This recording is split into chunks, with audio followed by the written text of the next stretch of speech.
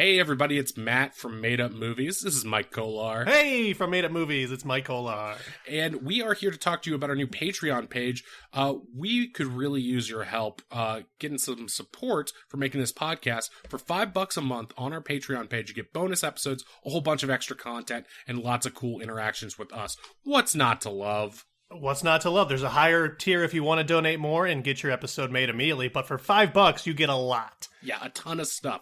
So check out patreon.com/madeupmoviespod, or you can find that link on our Twitter at madeupmoviespod. And yeah, $5 a month, a bunch of extra content. It's yours. Check it out. Made Up Movies Patreon. Thank you. Y'all hear that? Made up movies, made up movies. Yeah, Oh yeah, made up movies, made up movies. Yeah, yeah, yeah, yeah. Made up movies. Movies in your face now, come and get an earful. Made up movies, made up movies. Hello and welcome to Made Up Movies. I am your host, Matt Shore, and with me as always is the Cobra Kai to my Miyagi-Do. It's Mike Kolar. Are you saying I'm the bad guy? What's happening here? The bad guy who's got his own show. Hell yeah. All right, that's cool. That's cool. But you have a dealership or whatever, and that. Yeah, and one sexy daughter. Is that What? What'd you say? I'm sure they're all of age, right? I don't know. I have no idea. Cut I that. don't Cut know. that. Cut that. You're the editor. You cut it. I mean, from the perspective of the main characters and everything. I mean, Are what? you talking about from the other teenage What? main characters? Yeah, She's yeah. attractive? It's like Persona. It's like when I'm playing Persona, I'm a kid. So when I'm watching this show about kids, I'm a kid. So I don't know. I think this is a hole you can't dig yourself out of. But let's all right. Then let's start over. Let's start over. Let's just start over. I'm gonna look it up. I'm gonna look it up here in real time. Look up what? Cobra Kai daughter actor. Hot? Question mark? Age hot. Yeah. Okay. Yeah. See, she's 24. You're an idiot. Hey, but I also don't think she's that attractive, so that's what I was really. Wow. So All now right. you're like slut shaming her? No, I'm just not attracted to fake 16-year-olds like you. Okay. Well, I think I like Hawk. He's a bad boy. Hawk. What's his name? Eli? Eagle? I've only I'm seen really the first into season. Cobra Kai. Let me be clear about this. That's one of my like comfort shows where I just like watch it nonstop until I'm out of them. I would never, if someone asked me what are your top 10 favorite shows, it would never even crack the top 10. Yeah, But yeah, as soon as there's more of it, it's just like it goes on. It's like it's a sitcom. good. I love sitcoms. It's a sitcom. But Yeah. yeah. All right, now let's look up the other teenage actors from that real quick. I really wanted to get to a topic that I think is very important to both of Okay. us. I Yeah, assume great. it's important to me, so it will be whether or not. And I wanted to ask you Uh-huh. whether or not, authentically, Mike Kolar, the star Okay. of this show, Yes. you know, a hot 24-year-old in your own right. All right, get to the Whether or not you believe in UFOs. Do I believe that they are aliens, or do I believe that they exist? Well, let's unpack it a little bit. Let's hear your take overall. Well, I subscribe to the Tom DeLonge method of Hell alienography, yeah, bulls on which parade. is that they definitely exist, and they are everywhere, and the government is trying to cover them up. Who but is not Tom anymore. DeLonge? I'm going to look that up real quick. He IMDb. is one of the lead singers of Blink-182, and he loves aliens. Oh, wait. He was in American Pie, eh? Yeah, probably. Apparently, yeah. Yeah, that's pretty cool. As He's garage band. so not so much in bands anymore as he is trying to uncover the truth about aliens. So Really? yeah, he's cool. He's the coolest guy. Tom DeLonge. I mean, super nerd, but it's pretty cool. Tom DeLonge on his 2019 UFO research. This is in Rolling Stone. Yeah. This is the year things really ignited. And That's he's in front of the American flag and a UFO painting in the background. Yeah, he's cool. He's a cool guy. It's been over 20 years since Tom DeLonge sang Aliens Exist on Blink-182's Enema of the State. And what a cover. Classic and song. that nurse, let's see how old she is.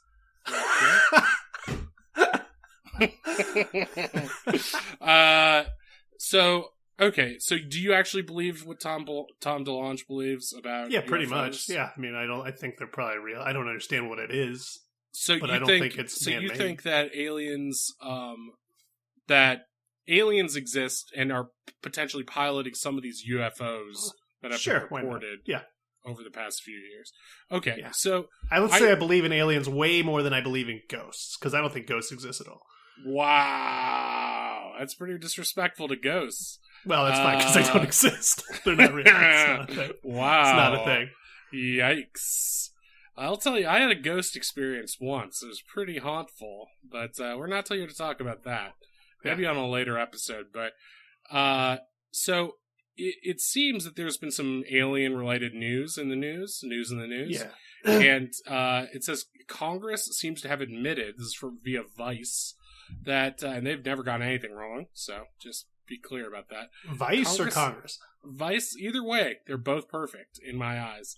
I agree. Special snowflakes. Congress seems to have admitted something startling in print. It doesn't believe all UFOs are man-made. So it's sort of changing its stance in public record now. Well, before it said they didn't know what they were. They didn't, but they did. Yeah, this is new. They didn't say they were right. But their leanings and their findings, when pushed on if they don't know what they are, which the government doesn't want to admit because it makes it sound ignorant and unpowerful.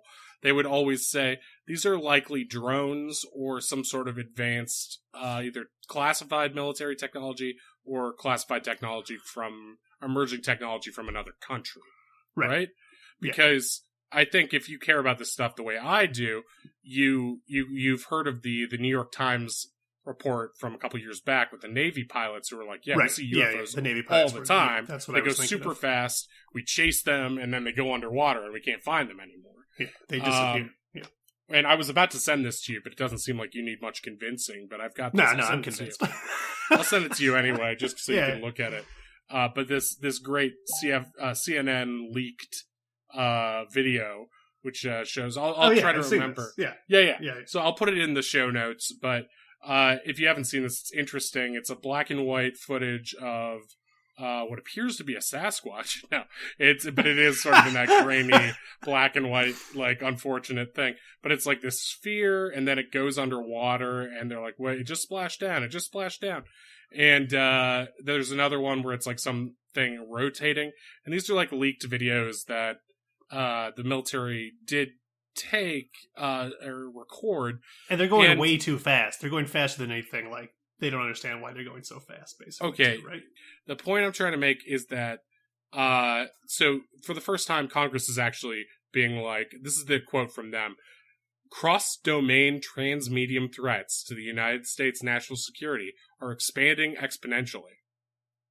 That's their, it's a government speak way of saying UFOs may be a threat to us because we don't fully understand what they are, whether they are enemy technology or alien technology or alien enemy technology. Yeah. So that's an actual government report. And it also made it clear that it wants to be able to distinguish between which UFOs are human-made and which are not, which is the first time in a document that it's actually implied that, some are probably not. So it's pretty crazy. That's crazy. So that's almost 100% confirming the aliens exist. And there was also from earlier, I think last year or maybe sometime during COVID, there was a report that there was something in the sun was producing phosphine, a gas that only seems to be expelled by living things, which implied that there was some sort of potentially either phenomenon we don't know about or perhaps something organic. Like some sort of sun dragon, some sort of sun kraken. I would hope so. And when the sun hatches and fights the Eternals, maybe. Is that what happens in that terrible movie? I mean, not really, but sort of. Cool. Not exactly, but yeah, similar things do happen. Not exactly, but yes, exactly. I mean, I slowly, that's been a going thing in my life too. I slowly watched the Eternals. Because would you say it's taking an eternity to watch it? It did take an eternity to watch because I would watch it like 20 minutes at a time, and it's like a 3-hour movie, and it's just pretty grueling. But this all brings me to a question to you, which is that have you ever seen a UFO in the sky? Maybe, I don't know. It's like, I feel like I remember like when I was young, I thought I saw one once, but it could have just been something in my eye, you know? Well, describe the situation to us in detail. I was waiting for the bus. It was early in the morning. It was very early. It was like waiting for the bus. It was like 7 a.m. In Hudson, Ohio? In Hudson, Ohio. And it was just like this silver thing in the sky, but it moved in a very strange, like, so non-linear way. What? But it was small. It was like if it was a UFO, it was very, very far away. It was like literally a speck, which is why I was like, is it just something in my floating in my like peripheral? Right. But it was like, but I do remember like thinking about it, and I was like, that was really weird. But also, I'm a kid, so I don't like. Maybe I'm just stupid, and then I don't really. And just looking at it, you were like, "That's not an airplane." That's not like that is not an airplane. Whatever that is not an airplane. Because it moved in such a way that I'd never seen something like that move before. But again, it could have been a number of. It could have been, swamp gas or something. Who knows? Reflecting off of Venus. Reflecting off of Venus. Right. It was so far away that I was like, is it like one of those wiggly things in my peripheral? You know what I mean? Like, is that what it actually was? So, but it didn't seem like it was. So you just kind of blew my mind a little bit because what we've either just discovered right here is that this is a recurring phenomenon, or it's a recurring phenomenon, and there's a really, there's like an airfield nearby, and we're not, some sort of weird weather balloon, like you're saying, Yeah. But, yeah, so the other night I was driving, like, not too far from Hudson, like, going on Route 8, south, towards Steele's Corner, back where our old high school was. And in the sky, I saw a bright red light, which seemed to, be what you would normally associate with in a jet or whatever at night, the blinking, like, whatever. But, like, I only saw it floating for a second. I looked at it, and then it zoomed off and disappeared at an insane rate. Yeah. So, like, my initial thought, this was, like, last week or the week before, and I was like, that's weird. And I was, like, thinking about it, and my first thought was UFO, because it's like, what moves that fast? It moved so much, like, was it... because before it, I guess it could have also been a shooting star, but it didn't seem to be, because it seemed like... it was just floating there for a second, though, right? Yeah, for at least a second, I'm pretty sure I saw it, like, hanging, like... how you're looking at a plane in the sky, and it seems to be relatively stationary, but then just you realize it's just slowly moving through the sky. Yeah. This was like, it was at one speed, and then suddenly it was at Top Gun super speed, and then gone. So it was like, maybe it was moving, but it was moving away from me, and I couldn't, and it just went behind a cloud or something. Like, I was trying to think, but like the insane rate of speed relative to my travel made it feel like it was either, my first thought was like, it's a drone, or literally like an F-16 or something that just hit its afterburner and zoomed away. But like, why there and in this area? I don't know. I don't know. It's weird. I guess the truth is out there. I guess. I mean, I don't know. So if you're listening to this and you're like, come on, we want to hear from you. Write into us at Made Up Movies Pod on Twitter. Have you ever seen a UFO? Do you think what I saw and what Kolar saw could be UFOs? Do you think there's, what's the deal with these reports? And if you don't have any opinion on that, who is the hottest 24-year-old? Yeah. Is it the hottest 24-year-old that plays a teenager? No, I don't care. Whichever. Just show me some pics. Just show me the filthiest girl you can find on Instagram. Jesus. We're guy. Yeah, we're not. Guy. Or they, them. Or alien. Or the hottest 24-year-old alien you can find. If they are if they are completely gray and have no outward genitals, but they just have that it factor. We're looking for that too. They just got that sass. They just got. All right, let's watch a movie. All right, Charles, I hope it's about aliens, because otherwise I'm going to be very disappointed. Yeah, exactly. So let's pull out the bingo bongo spinner here, set that down, and give it a nice little spin.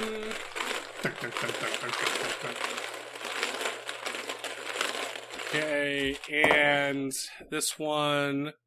Oh, it's number 69. All right, good number. Okay, this one is called Bowsette. Sex. Oh, okay. Speaking of hot 24-year-olds, Did you put this in here? Is this one of yours? No, this is from Getting Down and Wordy podcast, which I believe is a podcast, a friend of ours from Twitter who they talk about grammar on their podcast. So they're probably the only podcast drier than ours. But yeah, they sent in this one. It's a grammar rodeo, head buckaroo.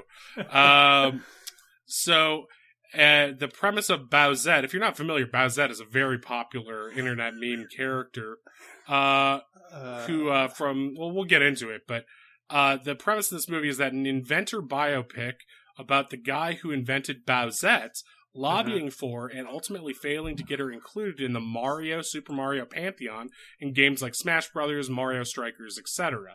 So, it's about the guy who invented Bowsette? Yes, correctly. So, correct. So, Bowsette is a fan-made moe, which I'm not sure what that means. Moe anthropomorphized is a form of anthropomorphization, which means giving a non-human thing human characteristics.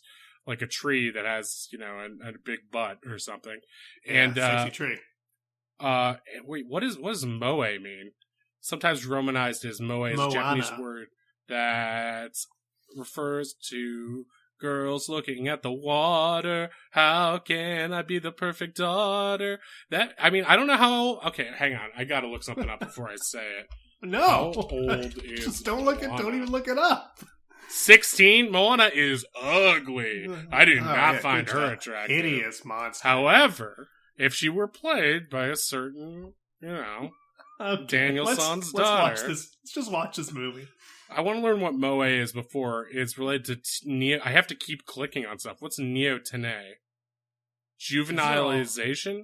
So it's like sexy children. Okay, so this is right with what we've been talking about, sort of. Okay, it's a feeling of cuteness. So moe cuteness.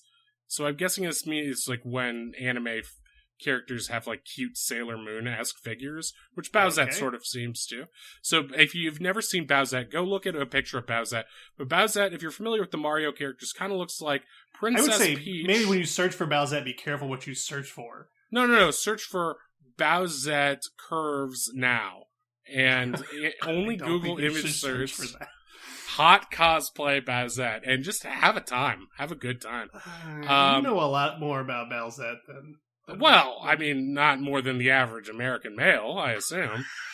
But here's a drawing I've done of Daniel-san's daughter as Bowsette that you might enjoy. I've enjoyed it. That's pretty good, actually. Yeah, it's photorealistic.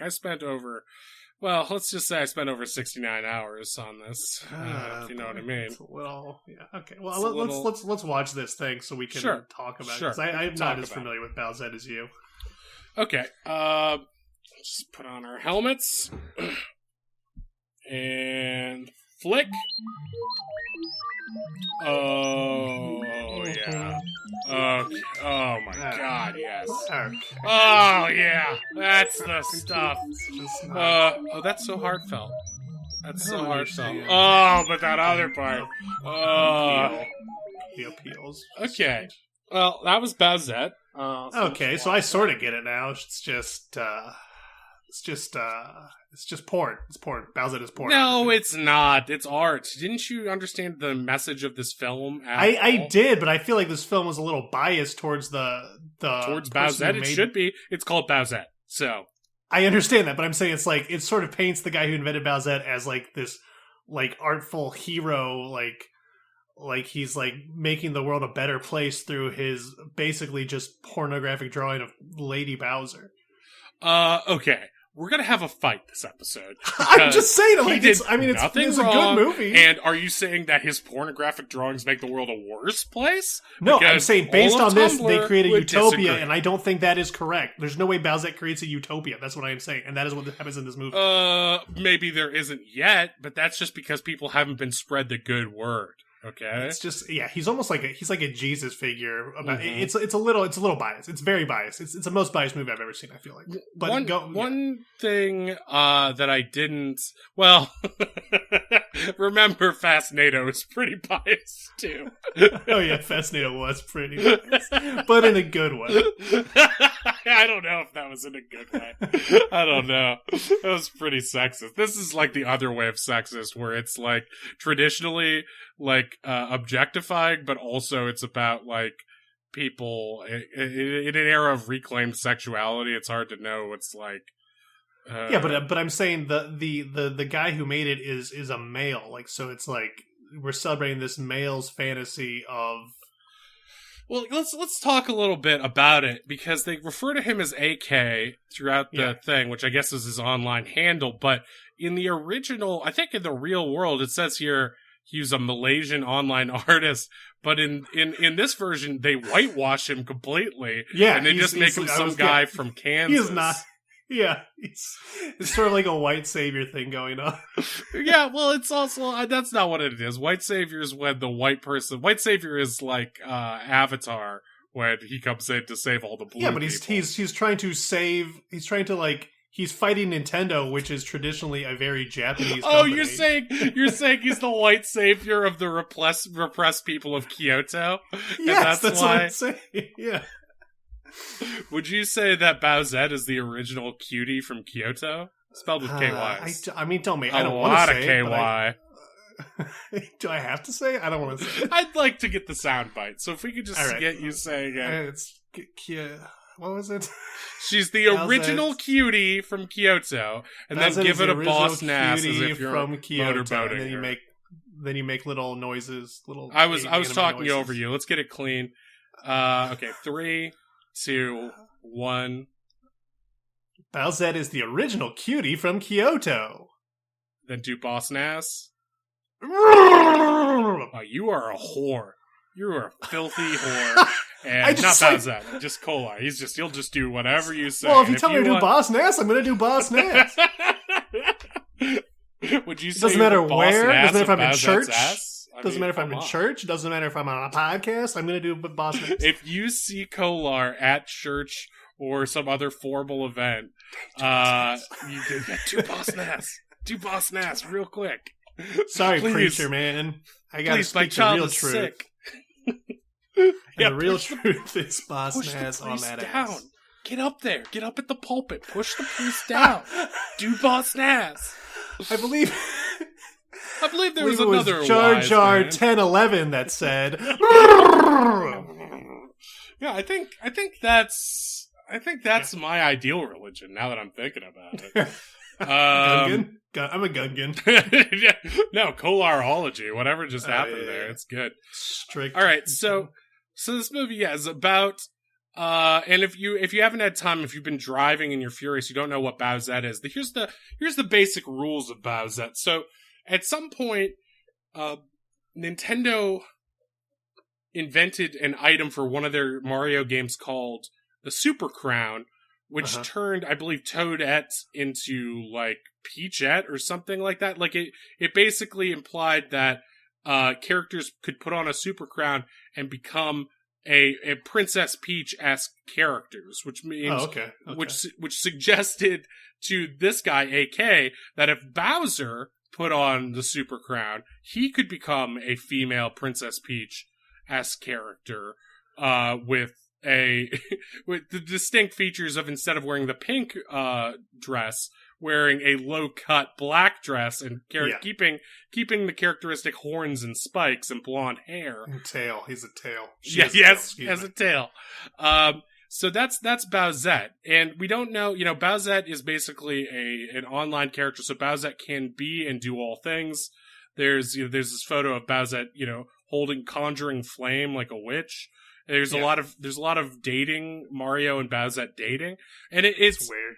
And as a character, it's it's fairly progressive, because even though Bowsette is hypersexualized, Bowsette is also sort of a trans icon in a way. Yeah, but right? but Mario's cheating on Peach with his enemy. That's what. I don't think it's set in stone that Mario and Peach are an item. I would often. Is it Mario? Is it Peach and Luigi? It's not Peach and Luigi. That's sick. No, I'm saying Princess Peach is a solo operator. She's single and ready to mingle, and that Mario is her suitor, sure. Yeah. But I don't mean to spoil the end of Super Mario Odyssey for you, but there's a situation that I think is the setup to why Bowsette is so important. If I'm allowed to bring up an important story moment in Super Mario Odyssey. Yeah, I don't care. Go ahead. It's spoilers for you, Cole. I don't care. It's been out for 20 years. That game's been out for 10 years. It's only been out for like a couple, but I think it was 2015. But so hold your tongue.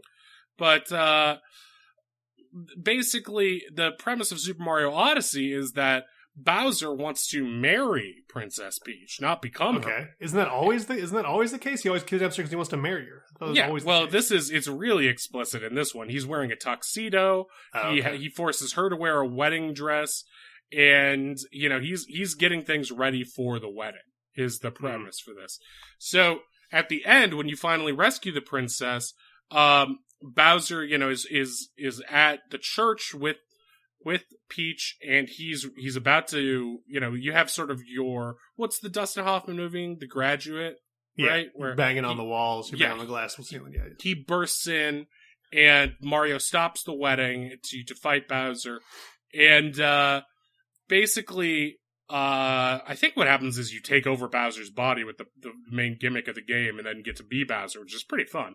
But at the end, all the stuff for the wedding is set up, and Peach is right there in the dress, and Mario's gone through all these worlds, and so he basically gets down on one knee and proposes to Peach. Yeah. And she just flat out rejects him.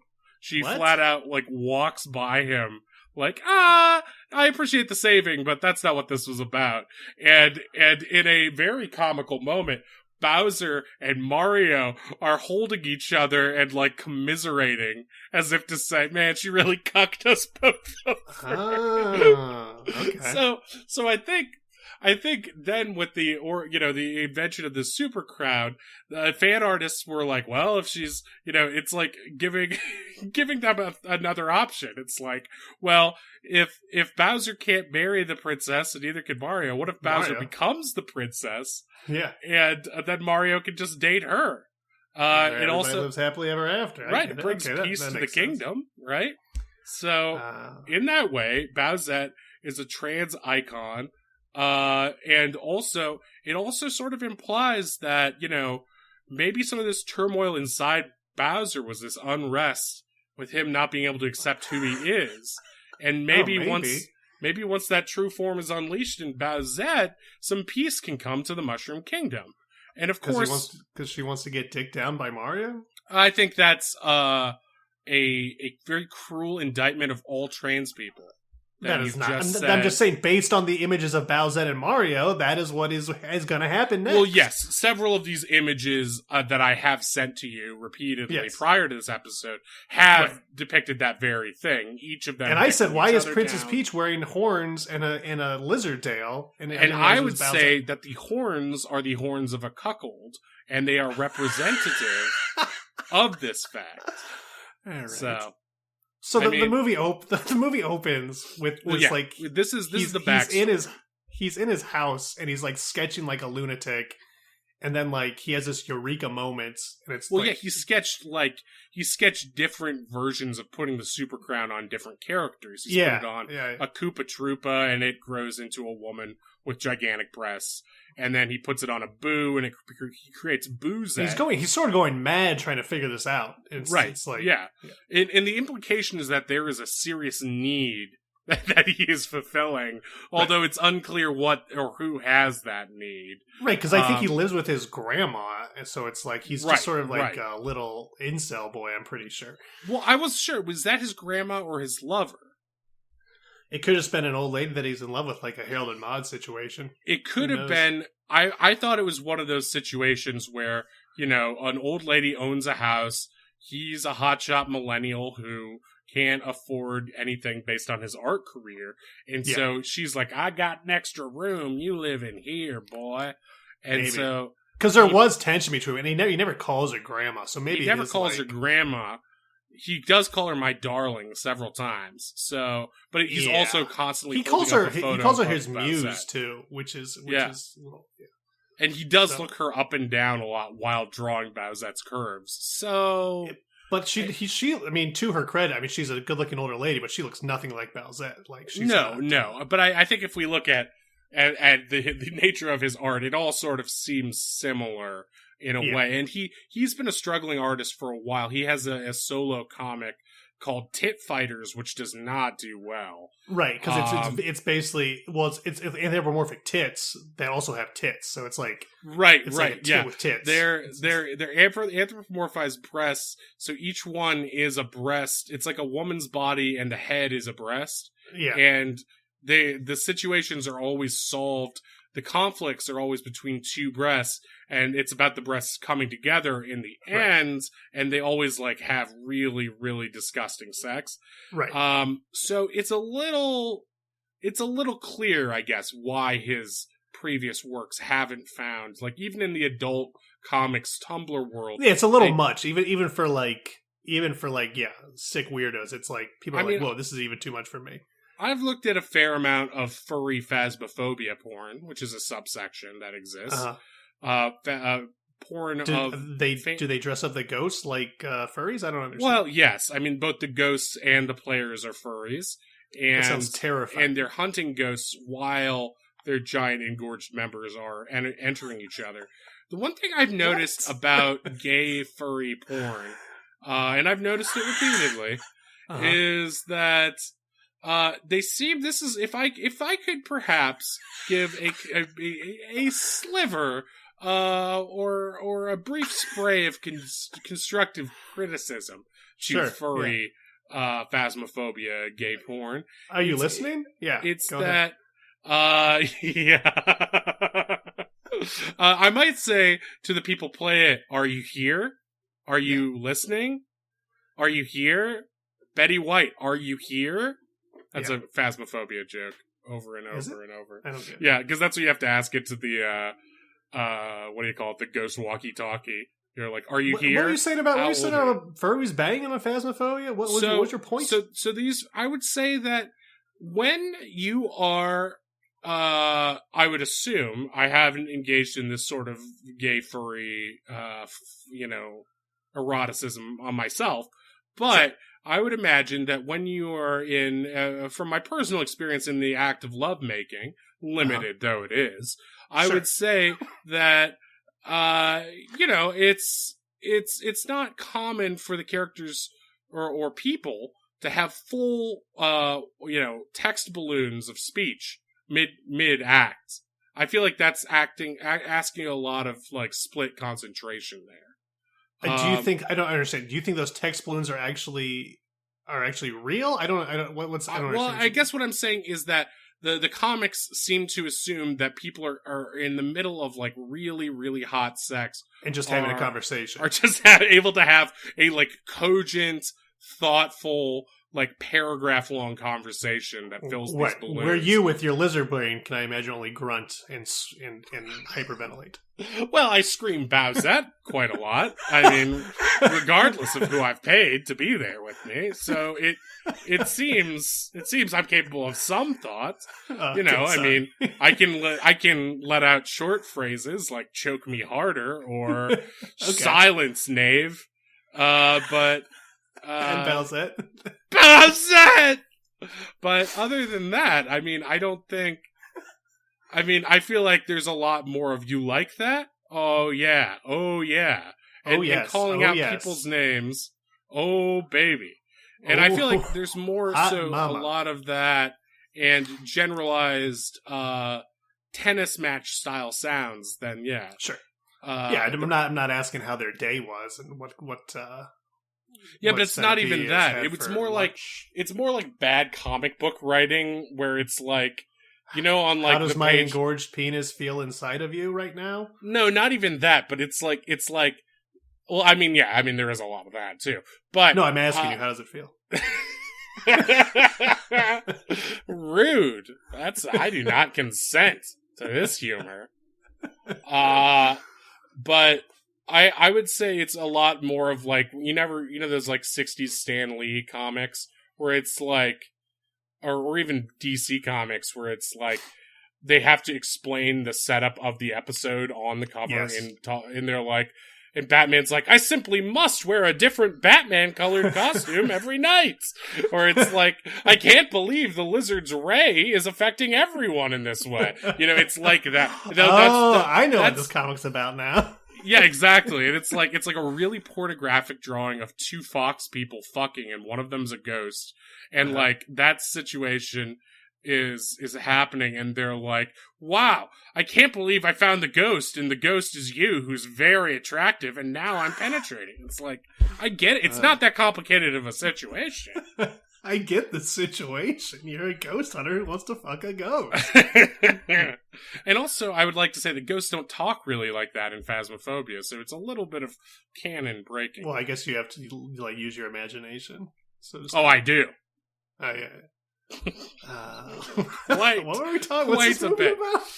So AK lives with his very sexy grandmother, not quite 24-year-old. Okay, I should clarify. You know what it is? Sort Some of like grandmas sort of are like one of just the as sexy as 24-year-olds. Go ahead. It is like that situation where it's like a stepsister situation where it's like you don't know if they're gonna bang. It's like maybe they're related, but it's she also does a like, lot of laundry, and she gets she literally does so much laundry. She stuck. gets stuck constantly. She has, like, I mean, for her grandmother, she has an awfully large caboose, and she does get stuck in the washing machine at one point, and she's like, AK, can you help me? And then he's back there, and he's not doing her, but he's sketching really furiously. He's not helping. He's just not drawing. helping.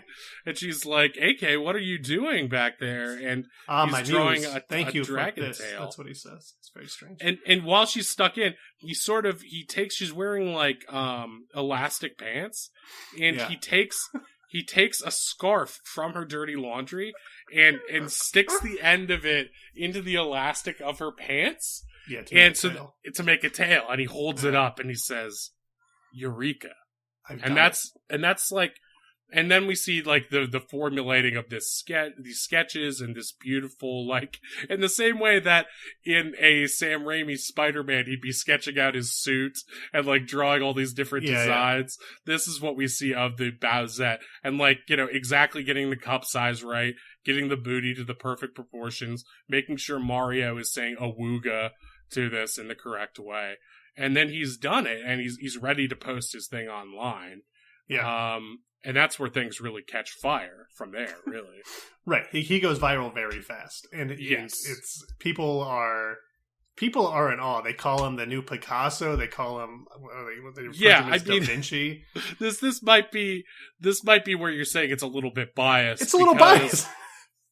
Because they do it, and also there's like there's a couple people who are like his fans who are always cheering him on, and there's this one guy Melvin who's just like they paint him as the uninspired, I guess, pornographic fan art, NSFW fan art enthusiast, and he's just like scrolling through Twitter and Tumblr and Pornhub, and he's like, I've seen it all. I've seen this. I've seen that. Yes, nothing surprises me. Samus Aran in a skin tight suit. I've seen that. Sonic making Garfield pregnant. We've all seen this. He's contemplating killing himself. It's sad. Yeah, like it's very sad. But he's also doing it in a way that I don't know if the director staged this perfectly, because he's literally got one hand on the mouse and the other one just holding up a noose, and he's just like looking between them. Like, any minute now. But then he stumbles upon the first cartoon of Bowsette, and things go into slow motion. He drops the noose, and somehow, he begins to weep. Somehow, like Usual Suspects, the noose clatters on the floor with a thud, like the coffee cup. And it's like his life his eyes widen. We see Bowsette in the reflection of his pupils. He'll never be the same again. Yeah, he will never be the same again. He cries for like 15 minutes. Like it's an exhausting scene. And they play Ave Maria. Yeah. And I think what's worse about this scene that I could have done without is that they keep seeing him, although they don't show anything explicit in this. There's a lot of implied explicitness because he's got a roll of toilet paper that he's just like continually pulling and throwing at a flourish as if he's pleasuring himself. Right. He's crying, but also I think masturbating furiously at the same time. So. Well, yeah, it's like Kat said in her episode. She really likes it when sex scenes incorporate lube in some way, and I guess this one did with tears to a certain extent. But there's another character who's a fan of his who we should get to, who is a female cosplayer, and she's like a plus size cosplayer who has been ostracized by the community, and she gets picked on a lot because of her weight, and she's frustrated because there aren't a lot of she doesn't think she'll try to be Zelda, and they're like, oh look, it's fat Zelda, and she's like, I'm not fat Zelda. That's not a nice thing to say. Right, it's just fat shaming. And so she sort of finds, a new lease on life by cosplaying Bowsette, because she's found a character with curves who represents a tough, sassy lady in this way, and I mean, she's sort of inspired by this, and she becomes mayor of her small town because of it. Yeah, that was a weird thing, and she sort of has a romance too with AK, but he in a weird way rejects her because he realizes he can't fall in love with his own creation, right? Because then he would be satisfied. I didn't really understand his motivation. My understanding was that one Bowsette is not enough for AK. He needs all the Bowsettes. So that was my understanding. And it's he needs her all the time, everywhere. He needs multiple ones constantly. Right. It seems like he's never truly happy until that rally in Washington, D.C. that happens at the end of the movie, where he's in a field of people, male, female, and non-binary, all dressed as Bowsette, or various Mario characters and souped up to support Bowsette. And he's giving that speech about, how Bowsette is an inspiration to all of us. Congress, and this is the part that I also didn't really fully understand. He's adamant that Congress passes a law to make Nintendo add Bowsette as a character in Smash Brothers. And that seems like government overreach to me, but I mean, it's not the same country, right? Yeah, it's not the same country. So, that's the other thing that's weird, is that his plan works at the end of the movie, is that they they somehow, I guess they modded Smash Brothers to show Bowsette in there, and it's like, it's also a weird message, because I appreciated the trans rights message, which is just that, like, there's also a trans character who's really excited about Bowsette, because, it's, again, a way for somebody who is more burly to feel, a character who represents a burly character becoming feminine in a way. I don't know why you find that funny. Is there something burly? That's a weird thing to say. I was trying to think of a way of describing the Bowser. Word burly. Bowser is a burly boy. He's a big burly boy. That's what I like. And he could be a big, beautiful, burly woman too. He's a triple B. It's just, I don't hear that word very often. So he's a burly boy. What's wrong with being a burly? I'm a burly boy. I can be burly too. I've never described anybody as burly in my If you are burly or brawny, a boy or non-binary, come hit up Kolar in his tweets at Mike Kolar. Show us that Bowsette cosplay. This is important. This is empowering. Okay? All right. My apologies. You know what? If I was offensive earlier, I apologize. You weren't offended. Just burly's a funny word. It's just a funny word. Okay, I guess if you find the plight of trans people funny, that is not. Stop gaslighting me. I'm not gaslighting someone so easily canceled, okay? So if you love canceling Kolar, go to cancelkolar.com. Did you make a website? I did not make it, and I think, this is sort of like the message of Bowsette. It's like, did he really make it, or was this always in the public's consciousness, and he just unleashed it? And that's the way cancelkolar.com is. So we make a list of all things problematic or even just vaguely problematic that we can later use in a court case. I don't like this. I don't like being canceled when no one does, I don't even have money, and I don't even have money from being. The point of canceling others is not to punish those who deserve it. It's to distract the public from people's own problems by creating a larger target. So I get it. Forget about what I said earlier about Daniel San's daughter. That's not problematic. What is problematic is I see. Okay, I get it. Okay, I get what you're doing. Yeah, okay. You're good at it. Exactly. I'm amazing at it. Ever since I had it done to me at a previous employer, I am amazing at it. Deflect and lie. Deflect and lie. Yep. That's not what I do. That's what you Democrats do. It's an amazing strategy, and it's always served people well. But yeah, so a lot of the middle part of the movie is vignettes of these different characters. You got the woman the cosplayer who becomes mayor on a platform of embracing your sexuality, and there's almost like a Pleasantville aspect to her storyline too, where she encourages people to have a community fetish night, and even though it sounds filthy, these are all in rural towns too. Like this isn't in big cities, which is interesting. And none of them are in Malaysia, which is again where the original guy is from.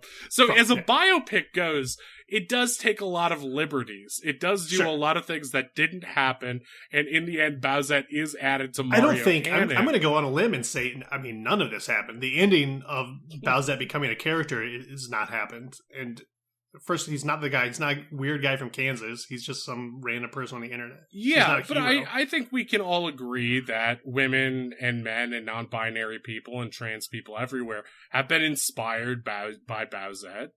I didn't know who Bowsette was until today.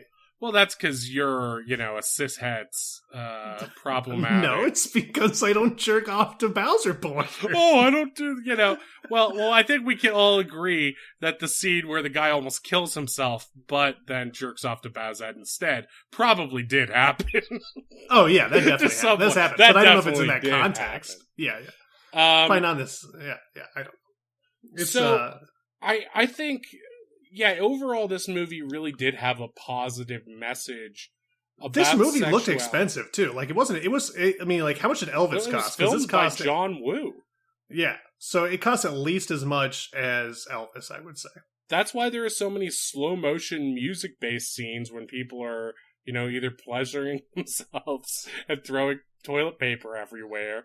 And that's why there's so many scenes where the creator of Bowsette, AK, releases doves to symbolize freedom. I was wondering what that was. It makes sense that it's John Woo now. I thought it was like, that makes sense. No gunplay in this movie. It was a real departure in that way for John Woo. But I mean, this is again in the other dimension. He does do that scene where he like jumps on people like they're Koopas or little mushroom heads. Yeah, that was fun. Yeah. When he's in the Nintendo studio, or he's in the Nintendo headquarters, I guess. Yeah, because he does go to Kyoto. And he's like they're looking at him because they want to find some way, even though he's just been making fan art and hasn't really been profiting from this, they're trying to find some way to sue him and get him to stop. And so they're to be fair, they make Japanese people really evil in this movie, which I feel like was a little offensive. I mean, that was weird. And they also make Nintendo seem like the world's most evil corporation that wants nothing but to manipulate children, which is weird considering how much love clearly the Bowsette creator has for these characters. doesn't really make sense. It's almost like the movie was written by some aggrieved fan who thinks he can run Nintendo better than Nintendo, and so he's just painting. I'm sure Nintendo's evil, but like compared to other corporations, not as evil. Yeah, I'm sure they're evil insofar as they are a corporation. Yeah, they probably exactly. have. I mean, they do shitty things, like they prosecute people for like emulation and creating fan games. So maybe that's what it was a commentary of, really. Maybe it was because all their fans... games cost $60 forever, and that they made a movie about it. This is a little neither here nor there, but did you see Sony just increase the price of the PS5 in some regions? Really? Yeah.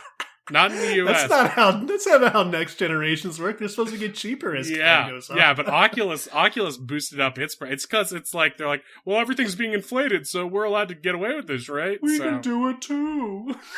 So yeah, I mean, but yeah, he goes to, the way it's paced out is that he's at his grandma's. These fans start to make him catch fire online. The cosplayers go crazy. He goes to visit this cosplayer. After she runs this she's trying to decide what it means, because she's gone from zero popularity to like suddenly people everywhere, suitors left and right.